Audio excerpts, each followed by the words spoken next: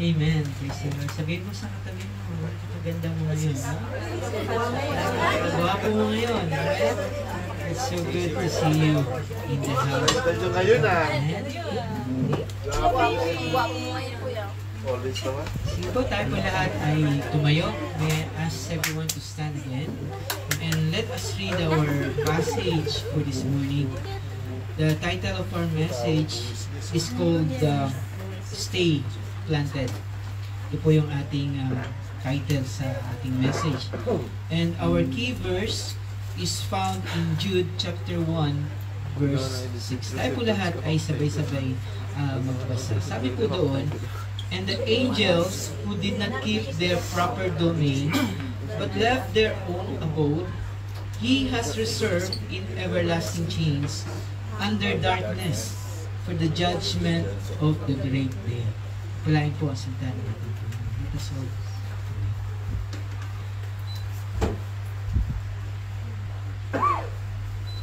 hallelujah, O Lord. Panginoon, minsan po Lord, we come to you as a family. Ito po, Lord, ang inyong pong church, LWBC Macau, O God. Panginoon, nagpapakumbaba kami, O Lord God. Kayo po nakakaalam ng lahat ng pagkukulang namin, ng kasalanan namin. Ano man po, Panginoon, ang kahinaan namin. We come to you, Lord, asking for your help, for your forgiveness. Asking, Lord, na kayo na po ang patuloy na gumawa sa buhay po ng bawat isa, O God. And Lord, right now, sa aming pong mensahe na mapapakinggan, buksan niyo po, Lord, ang aming puso, ang aming damdamin, sa pakikinig po, Lord, ng iyong salita. Lord, apart from you, O God, wala kaming magagawa. Kaya we just want to ask, Lord, help us, O God, sa inyo pong mensahe, O Lord. Lord, we honor you, we worship you, O God. Pagpalain niyo po ang bawat isa, Lord, na nandito, O God. Pagpalain niyo po ang aming mga online viewers, Lord, ang aming mga kabataan, Lord, ang aming mga baby, O Lord. Ikaw po ang muna sa buhay nila.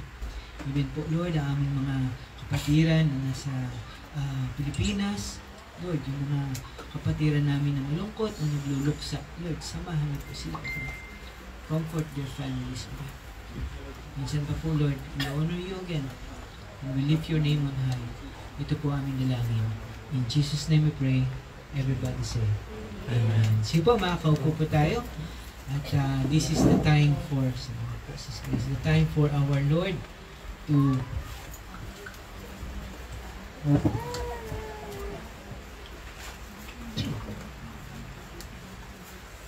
time for our Lord to speak to us. Amen? Lagi po na isipin natin when we come to the Lord, to His church, this is a commandment na sinabi niya na huwag daw nating pagpaliban yung ating pagtitipon. And every time na we come to the church, andun po lagi yung praise and worship. Maawit tayo, kumakanta tayo. Because we want to praise the Lord. Kasi ito po ang sabi ng ating Panginoong Diyos. Sabi niya is, a time is coming that we will worship Him in spirit and in truth. Ang sabi po nga niya, He is searching. Tinitingnan daw po niya kung tayo daw po ay nagpupuri sa Kanya sa espiritu at katotohanan. So today we are starting with our new series for our month of July. Biro niyo po, napakabilis, no? Tapos na yung kalahati. Papunta na tayo sa another kalahati. Hindi natin mamalayan. Tapos na po pala yung 2025. So, this month of July, our series is called Holding the Line. Na in a spiritual sense, kapag tinignan po natin, ano po ba yung ibig sabihin ng holding the line? So kung papansinin po natin, it's just talking about kung paano natin ma-maintain yung pagiging Kristiyano mo. Na alam naman po natin, lahat tayo ay may tinanggap na pananampalataya. Kaya ka nandito ngayon kasi binago ka na ni Lord. Nakakilala ka kay Lord. Meron siguro po, may mga from time to time, may bisita tayong ini-invite at first time pa lang sila sa ganitong gawain, At di nila alam, di naman dati nila ginagawa ito. Pero dahil nga tayo ay nagpe-preach ng gospel, nakakapakinig po sila, ang Diyos po kumakatok sa puso ng bawat isa, lalo na po yung hindi pa nakakilala sa Kanya. Sabi nga po, kapag siya po ay na-convict ka through the message, through the preaching, tapos nakita mo na kailangan mo ang Panginoon, na kailangan mo na iligtas ka ng Panginoon, then upon that moment that you believe and you have faith, yun po yung biyaya ng Diyos na ibibigay sa atin at tayo ngayon ay maliligtas. Kaya nga po, ito po yung ibig sabihin dito na once na tayo po ay meron ng pananampalataya, ano po ba yung responsibilities na yan? May kanya-kanya tayong responsibilities nung tayo po ay nakakilala sa ating Panginoon na dapat malaman natin. Kasi hindi naman madali ang maging Kristiyano. Sino po ang nadadalian sa pagiging Kristiyano niya? Wala po, di po ba? Kasi nabago na tayo ng Panginoon, but at the same time, merong kalaban. Meron tayong nilalabanan lagi. Andi dito pa rin tayo sa laman, na meron pa rin pong bahid ng kasalanan. Although, wala nang kapangyarihan ng kasalanan, pwede na tayo makahindi, pero andyan pa rin siya. Kaya nga po, tayo ay nakikipaglaban araw-araw. That's why, yung title po natin, Holding the Line, is just saying na ito na tayo. Sabihin mo nga sa sarili mo, ito na ako. Ito na ako. May bagong buhay na ako kay Kristo. Sometimes ayaw nating maniwala. Ito na po talaga tayo. Lahat po ng tumanggap sa Panginoon ay may bagong buhay na, and I would rather live my Christian life knowing na nakakilala na ako kay Lord, knowing na anak na ako ng Diyos, kaysa doon sa dati na alam ko hindi pa ako nakakilala. Na alam ko hindi pa ako anak ng Diyos.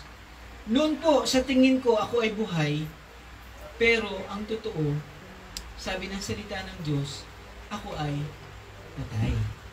Amen? So, yun yung dating ako. Kaya nga po yung challenge ng series natin for this month is how can I hold the line? Ito yung challenge. Kasi nga, alam ko na bilang Kristiyano, target ako ng kaaway eh. Kailangan malaman ko yan. Araw-araw, nag-iisip ang kaaway kung paano ako pabagsakin. Hindi lang araw-araw, every second. Target na ako ng kaaway, gusto niya akong pabagsakin, kaya nga I want to hold the line. Gusto kong tumayo para sa Panginoon kasi araw-araw may pressure. Pressure mo sa trabaho, pressure mo sa kaibigan mo, pressure nga natin sa bawat isa na nakakakilala na pressure na rin po yun, di po ba? Tapos yung kaaway, maraming tuksong ibibigay sa atin. Sino rito yung hindi pa natukso? Lahat tayo ay natukso na po. Kasi gusto ng kaaway na bumigay tayo. At kapag bumigay po tayo, alam po natin na ito yung magpapahina sa atin. Kaya wag mong kakantahin yung gusto ko nang bumigay. No? Hold the line. Okay? So ano po ba yung bagong buhay ko na ito sa Panginoon? We have to ask this question, how can I fight for my Christian faith? Or how can I stay planted? Ito po yung title ng message eh. Tingnan nga po natin ulit sa Jude chapter 1, verse 6. Sabi po doon, and the angels who did not keep their proper domain, but left their own abode, He has reserved in everlasting chains under darkness for the judgment of the great day. So yung passage natin sa Jude chapter 1 verse 6, ito po ay paalala. It is a warning from the Apostle Jude na sabi niya, meron daw pong consequences kapag tumatalikod ka sa iyong pagkatawag. Masabihin mo nga sa sarili mo consequences. Kasi, merong binigay sa ating responsibilities ang Diyos eh. Same with the angels in heaven, may binigay po yung Diyos sa kanila na dapat nilang ginagampanan. Kaya nga yung passage, sinabi dito, the angels did not keep their proper domain. Inabandon daw po nila yung tungkulin nila sa Diyos. Kaya nga po, as a result, hinatulan sila ng habang panahon na pagkaparusa. Anong sabi doon? They will be in everlasting chains. Itatapon daw po sila sa madilim na lugar, na nakakadena. Yun po yung parusa nila on that day. So this is a warning from the Apostle Jude. An example po niya sa atin yung mga fallen angels. Kasi God has given them specific roles eh. Yung mga anghel po, nilikha po yung mga anghel para meron po silang gagawin. Helper nga ang tawag sa mga angels eh. So, instead na sumunod sila sa Diyos, tumalikod sila doon. Kanino sila sumunod? Kay Satanas. Na ang pangalan niya dati, Lucifer. He is an angel of light. Sumunod po sila kay Lucifer, doon po sila kumampi, sumali, and because of that, inalis sila ng Diyos sa langit. At sabi nga po, paparusahan daw sila, hahatulan sila to be in chains under darkness for the judgment of the great day. That is why our message says, stay planted. Huwag kang aalis sa inilagay sa iyo ni Lord. Alamin daw po natin, Lord, bakit ba ako pinili mo? Sabi nga natin nung Friday, ayaw mo ba na pinili ka ni Lord? Ang dami-daming pipiliin, pero isa ka sa pinili ni Lord. Sabi ko nga po, paglabas natin ng mga tao, kala mo nakangiti, pero they are zombies. Outside they are alive, but inside they are dead. Kaya magugulat ka na lang. Minsan mapapansin mo sa tao, bakit gusto nila mag-suicide na lang or tapusin yung buhay nila.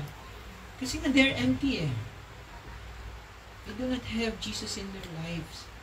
Tayo po, meron, kaya kailangan alamin mo ang responsibility mo. Do you agree with me na marami po ang mga Kristiyano, kahit matagal na sila, hindi pa rin nila alam ang responsibility nila? Amen. That's why you have to know and understand na hindi ka na katulad ng dati.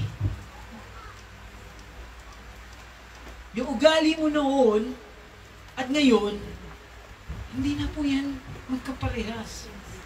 Kaya huwag mo lang ibabalik yung dating ugali mo. Kasi hindi ka na yan eh. Hindi ka na katulad ng dati. Mahal tayo ng Diyos. And we learn that every day may blessing sa atin ng Panginoon. Pero kapag umaalis tayo sa ating calling, sa ating mga responsibility, meron din pong consequences. Meron din pong pagpapalo sa Lord. Yeah? Sabihin nyo nga po ulit, consequences. Consequences. So how can we stay planted? How can we know our responsibilities? Pero kapag tinanong mo ito, before you can know your responsibilities, or before you can know how to stay planted, tanungin mo muna ang sarili mo, gusto mo bang tumayo kay Lord? Kasi kahit pag-aralan natin ang lahat ng mga ito, basahin natin, kahit i-memorize mo ito, kung ayaw mo naman tumayo kay Lord, di po ba? Hindi rin magiging maayos yung pagiging Kristiyano mo.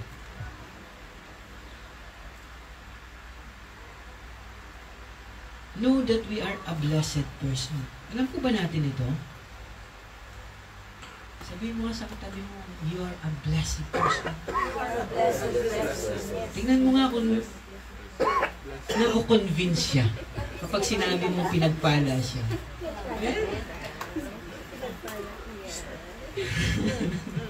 You are blessed kasi po, pinili ka ng Diyos. Hindi tayo ang pumili kay Lord eh. Siya ang pumili sa atin. Kaya po, kailangan, we want also to do our responsibility kasi pinili ka na ni Lord, tinawag ka na niya, o mas gugustuhin mo ba na tumalikod ka kay Lord? Diba? Ayaw naman natin tumalikod kay Lord. But most of the time, the Christians, tumatalikod kay Lord. Kaya ang Diyos nakikita yung likod nila, hindi harapan. Okay? That's why, if ayaw po nating tumalikod kay Lord, let us stay planted. So I want to give you 4 points that we can do and learn so that we can stay planted. Ito po yung responsibilities natin to stay planted. Tandaan po natin ang halaman. Kapag binunot niyo po ang halaman, ilang minuto, ilang oras lang, makikita mo na yung unti-unting nalalanta. Yung halaman na yan. Same with our spiritual life. We can be a Christian. There's no doubt on it. Pero, malamig ka sa Diyos. Dati ang init-init mo kay Lord. Dati ang lakas mo, but now, sabi nga ni Lord, you have forgotten your first love. Amen? Kaya nga, napakahalaga po na magpakalalim tayo. Ito po ang laging heartbreak ko. I'm confessing to you right now. I'm praying for my son. You know? Lagi kaming minsan nagte-text, nag-aawa, bakit di ka nag-church? Diba? Wala namang response. It's my heartache for the Lord. The Lord, hindi ibig sabihin, pastor ng tatay mo, ay ligtas ka na or something. Di ba ba?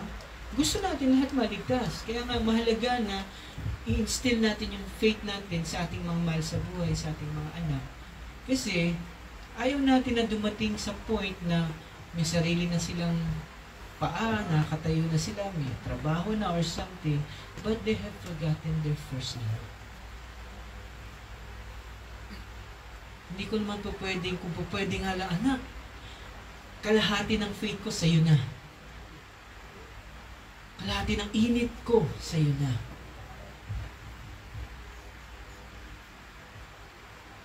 So what can we do to stay planted?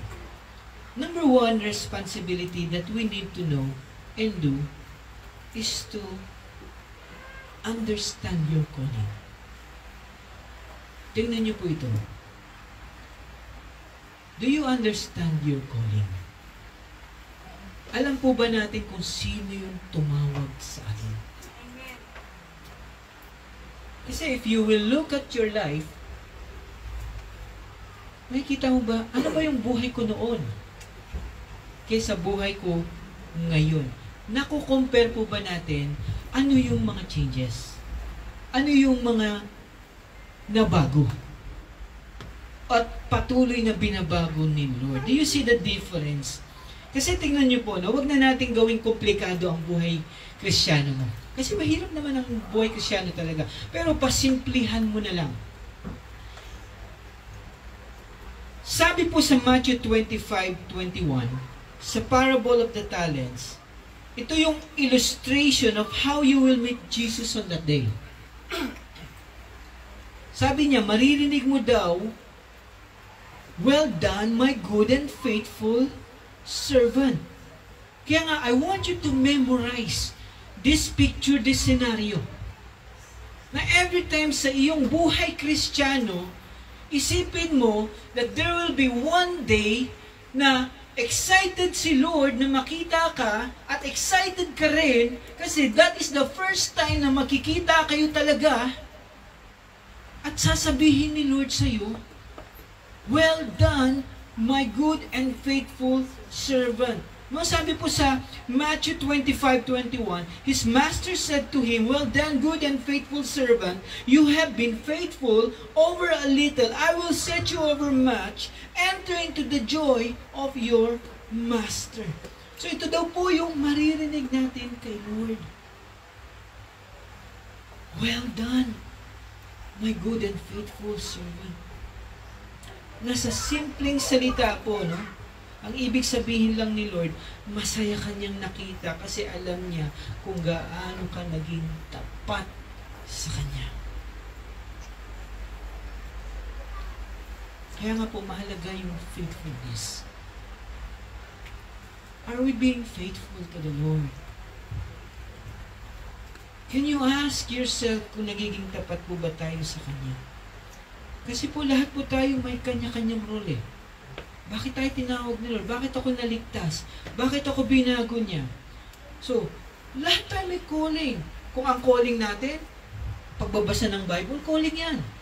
All of us, calling yan. Kung ang calling natin, pag-pray, calling natin yan. Kasi bukas na yung, punit na yung kurtina. Pwede ka na ngayon makipag-pray diretso kay Lord. Dati, hindi tayo makadiretso sa Kanya. Kumakatok pa nga tayo eh. Di po ba? O pwede po bang mangumpisal? Di po ba? Yan ang turo sa atin dati eh. Na merong barrier, hindi ka po pwedeng dumiretso kay Lord. Pero ngayon, open na. Ano pa po yung calling? Calling natin na nilagay tayo ni Lord dito sa isang church. Eh, ang dami-daming church na paglalagyan sa'yo eh. Amen. Hindi mo ba naisip yun? Ang dami-daming church, bakit nilagay mo ko sa LWBC? That is a calling. Kasi pinanalangin mo ito eh. Kaya nga, calling din po natin, mahalin ng ating church. Amen. Mahalin natin yung bawat isa. Calling natin, teka, wala na tayong pang-rent. Eh, syempre, magtutulungan tayo lahat kasi it's a calling. Amen. Lahat tayo, yun yung pagmamahal natin sa church, pagmamahal natin sa isa't isa. Ang susi po ay pagtatapat. Tingnan niyo po sa 1 Corinthians chapter 4 verse 2. Tingnan niyo po ito. Nasabi doon, moreover, it is required in stewards. Lahat po ba tayo stewards? Amen. That is a calling. Sabi doon, that one be found faithful. Kaya nga po, faithfulness is our calling. Kaya the moment that you see the Lord face to face, ini-expect ni Lord sa atin ito, kaya ngayon yung tinawag niya sa iyo. Well done, my good and faithless. Hindi naman faithless eh. Faithful servant. Amen po ba? Ang pangalawa pong responsibility that we need to learn and do to stay planted is guarding against spiritual deception. So we have to guard ourselves kung nalilin lang na ba tayo ng kaaway. Marami po ngayon na nasa church sila pero mali ang napapakinggan nilang mga mensahe. That is spiritual deception. And the judgment of God ay hindi yung nakakakinig sila ng mali, pero patuloy nilang kinakain yung mali. Yun yung judgment. Na yung pagre-raise up ng mga false teachers, that is a judgment from God. Kasi it is a spiritual deception. Kaya ang reality talaga, may gagawin ng paglilin lang ang kaaway sa buhay ng mga Kristyano. Kaya nga, kailangan po may discernment tayo. Sabihin nyo nga po, discernment. Discernment. Kasi tingnan nyo po ito, ang kaaway kapag tahimik ang church, kapag nakikita niya na andun yung nagmamalasakitan sila, malalaman mo naman yung malasakit ng bawat isa eh. Sa pagkamay pa lang niya sa'yo, pagtingin pa lang niya ng mata sa'yo, alam mo na may malasakit siya sa'yo eh. Di ba? Pag ang church, tahimik, walang gulo, masaya, lahat sila masaya naglilingkod, pansinin po natin ito. Gusto ng kaaway mag-stir up siya ng trouble. Tignan niyo po ito. Huh? Kasi ito yung ginawa niya sa mga anghel eh. Ang mga anghel, tahimik sila, ginagawa nila responsibility nila. Ano ang ginawa ni Satan? Nag-stir up siya. Sinabi niya, magrebelde tayo. Alam ng mga anghel yung role nila, pero inabandon pa rin nila para kay Satanas. Nagpadaya po ang 1/3 ng mga anghel kay Satanas. Kaya nga, ito pa rin ang ginagawa, sabihin mo, ni Satan. Satan. Hindi yung katabi mo, ha? Tingnan mo yung katabi mo. No? But the enemy can use people around you. You have to discern that. Amen po ba o hindi? Amen. Yes, kasi nga, pag nakikita niya na tahimik, dati nga magkaibigan kayo, ngayon magkaaway na kayo. Ano nangyari? Awa niyo po, the enemy can use people around you na dati masaya ka naglilingkod kay Lord, ngayon hindi ka na masaya.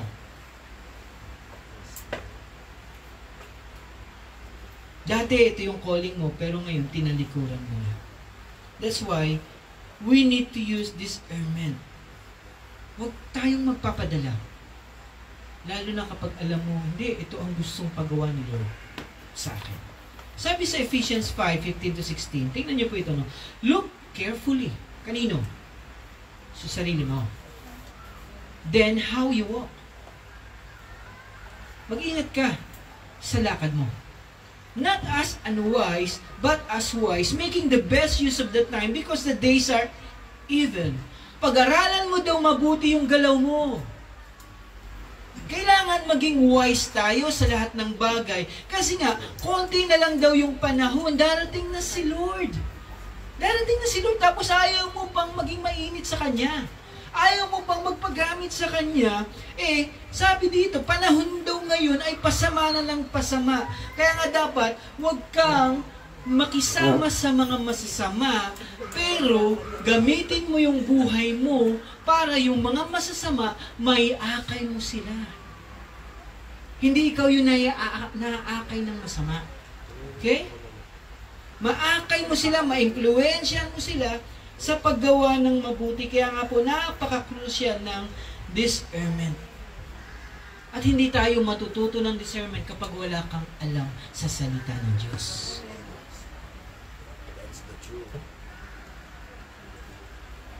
Kung hindi po tayo grounded ng salita ng Diyos, kasi tingnan niyo po ito, pwede ako mag-advise. Or kahit sinong pastor, pwede mag-advise sa'yo. Pero hindi mo alam, baka mamaya mali yung advice ko sa'yo.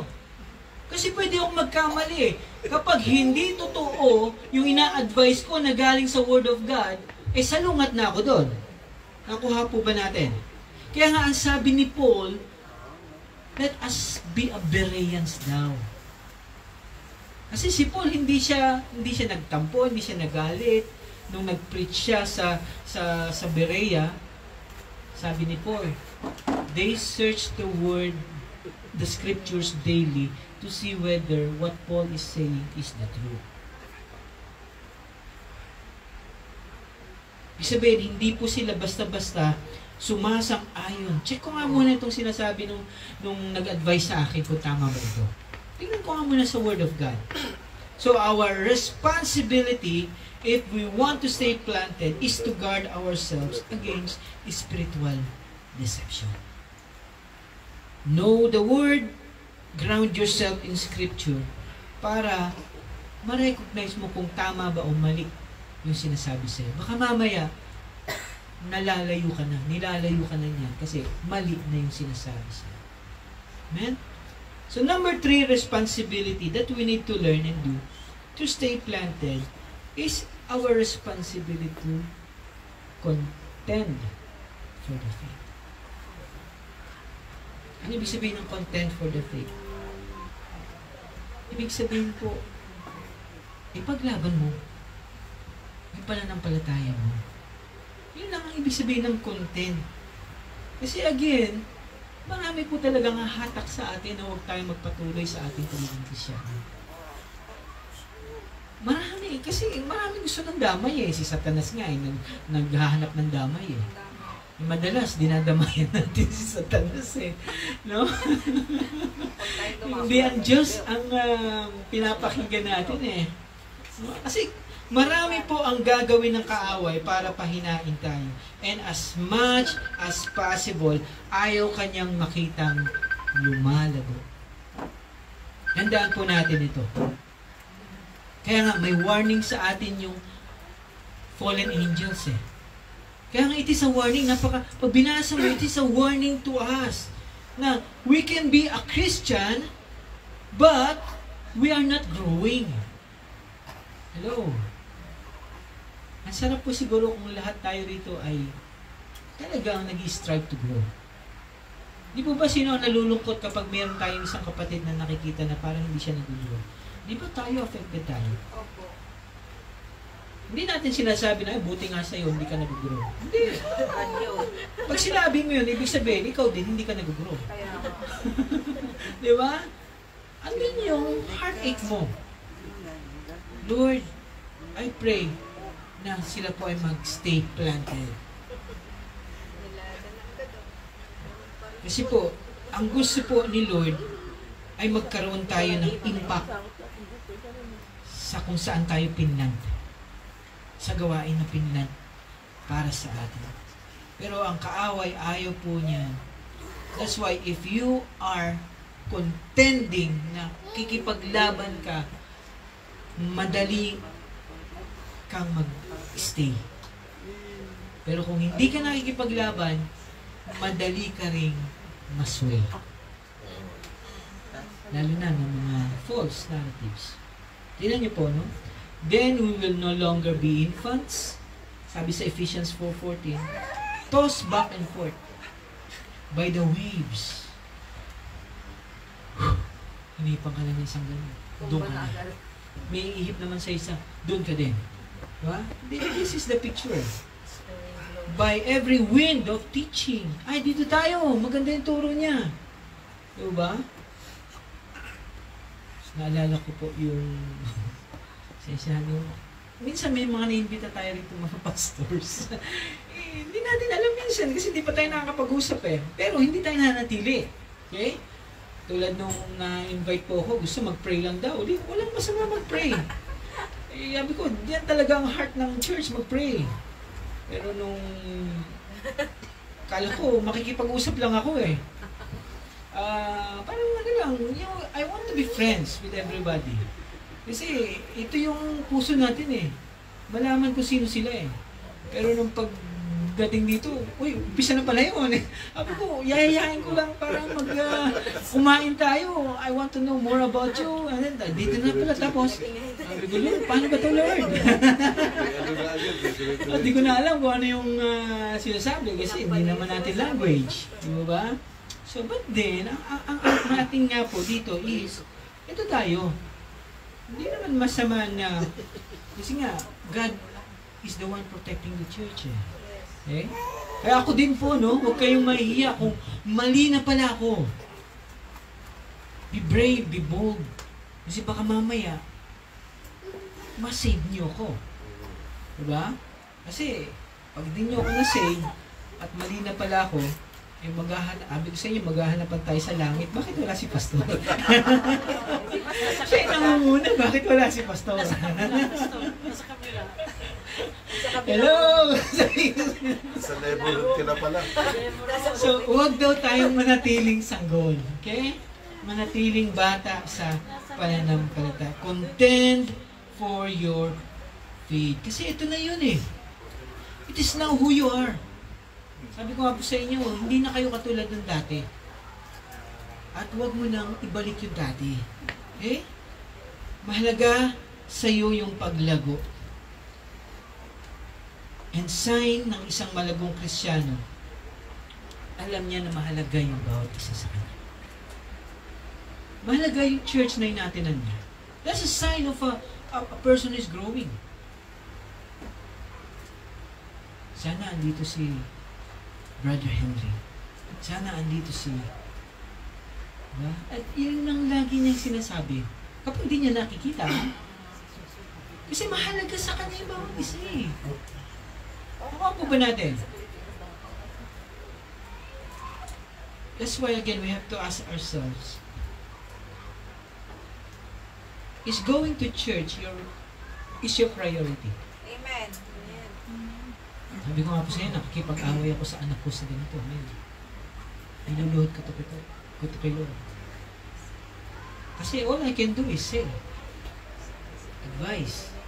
Pero, paamo pa rin yan na ikaw ang maglalakad papunta kay Lord.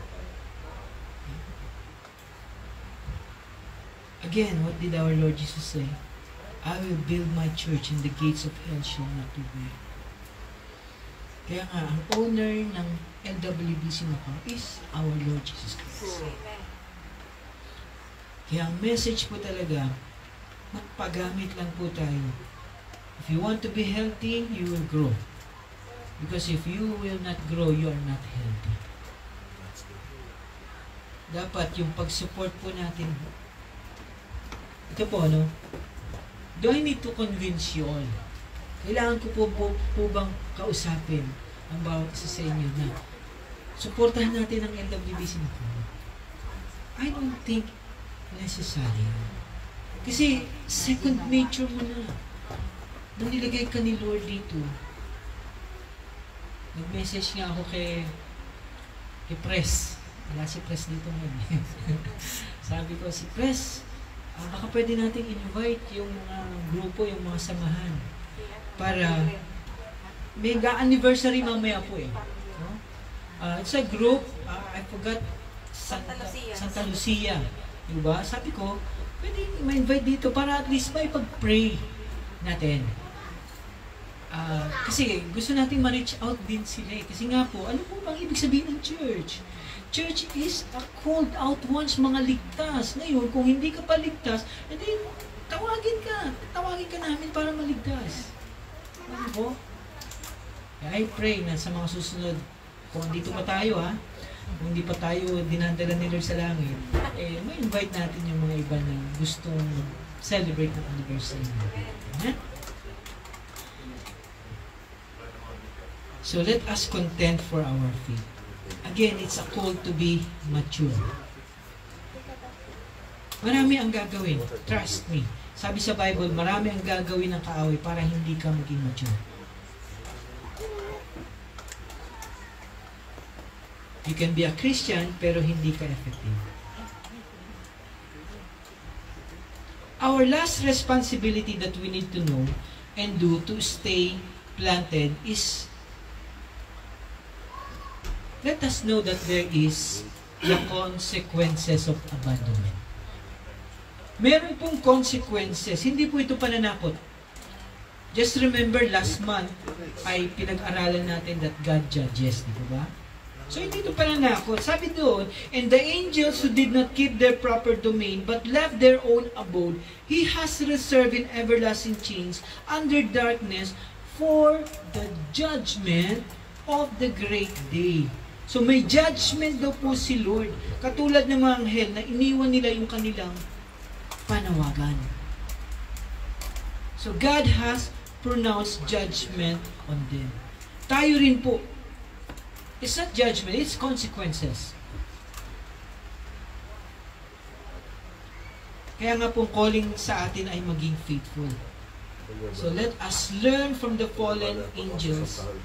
Kasi tayo din po, kapag nagkakamali tayo, kailangan maging warning sa atin ito.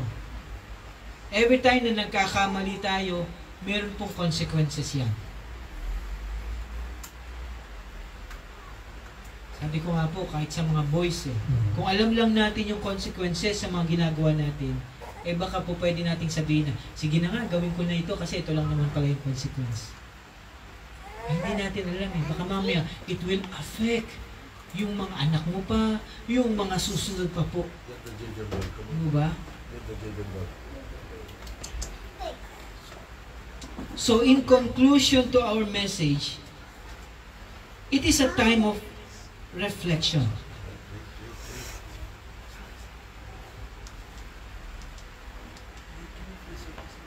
Lagi niyo pong naririnig sa akin ito. Kung titignan natin yung mali ng iba, unahin muna natin tignan yung mali natin. Saan na ba ako sa pagsunod ko sa mga responsibilities na binigay sa akin ng Lord? Am I staying planted in my faith na binigay ni Lord sa akin? Nakikita ba yung commitment na yun na tinatayuan ko? O yung calling na yun so that I can hold the line? Hindi ko to iiwan, hindi ko to tatalikuran. Kasi po, again, maraming gustong gawin ng kaaway para pabagsakin ka. This is the reality of our faith. But our God will help us.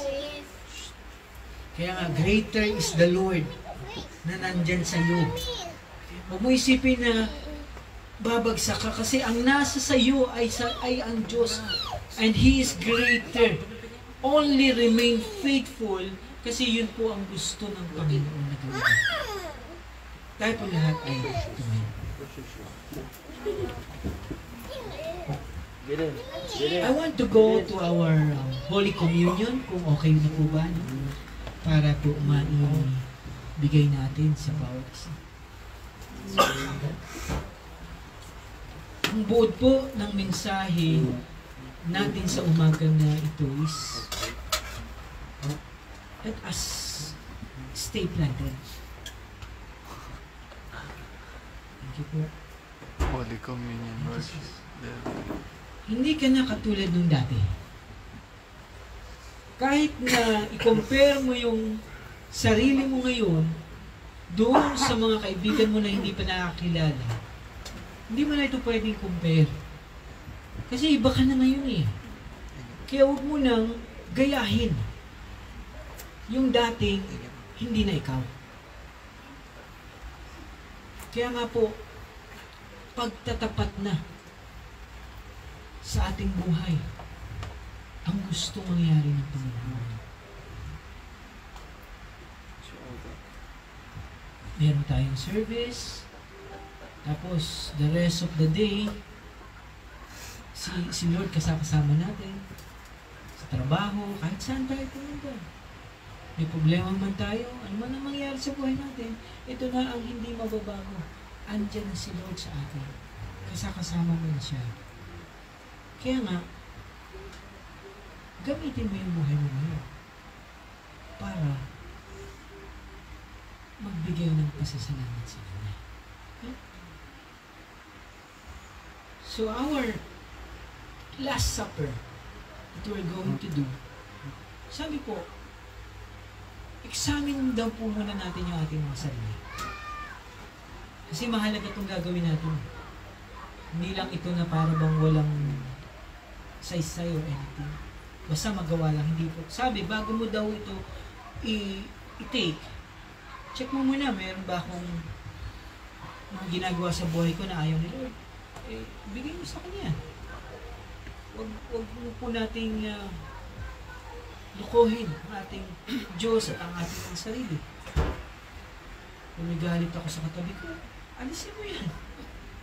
Kung kailangan, mag-date kayo sa labas.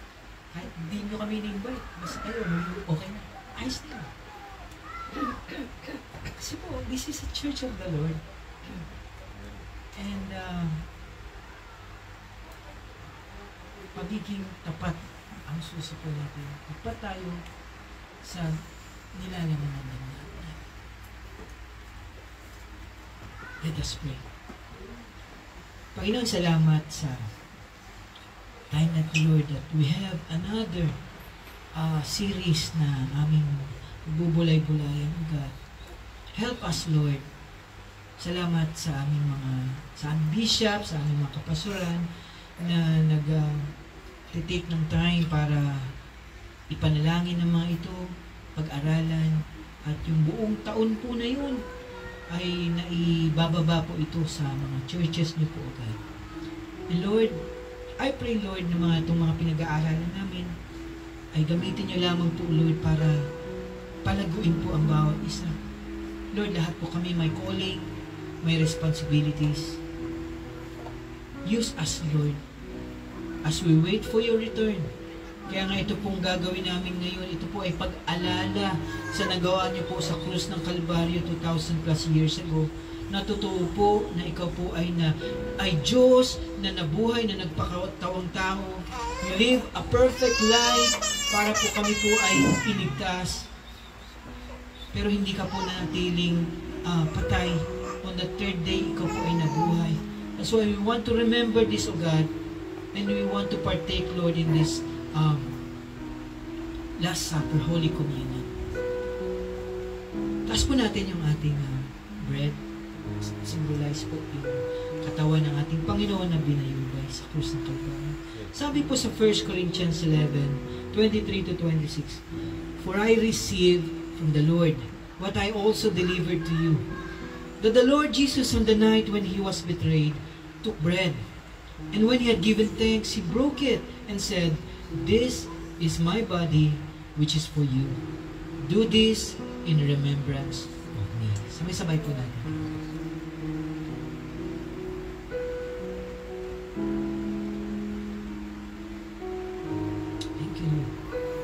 Let us raise the cup. And in the same way, also He took the cup after supper, saying, This cup is the new covenant in my blood. Do this as often as you drink it in remembrance of me. For as often as you eat this bread and drink the cup, you proclaim the Lord's death until He comes. Sabay-sabay po natin. Amen. Let's pray. Lord, salamat po muli, Panginoon, sa ordinance na nagawa namin.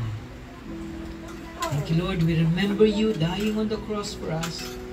We remember your love for us. We remember, Lord, that you gave all for us, O God. Lord, I pronounce blessings, O God, upon your people. Protection upon your people. Guidance upon your people. Help, Lord, upon your people. Ikaw na po, Panginoon, magkatagpo ng pangailangan ng bawat isa, O God. Even po, Lord, ano po ang sakit at karamdaman namin, Lord, we give them to you, O Lord. Hipuin niyo po, Panginoon, ng bawat isa. Lord, sa aming mga trabaho, patuloy po na pagpalain niyo po ang gawa ng aming mga kamay. And Lord, I pray, Lord, bless niyo po ang family namin na nire-represent. Lord, our prayer is for them to be saved, O God. That is our prayer to you, Lord. Ikaw po ang mangusap, ikaw po manguna, ikaw po gumamit, Lord, para sila po ay makakilala sa inyo. Lord, bless our country. We'll never get tired, Lord, of lifting the Philippines to you, Lord. Sa tingin namin, Panginoon, parang walang pag-asa, pero Lord, ikaw po ang pag-asa namin, God. Bless, Lord, the Filipino people.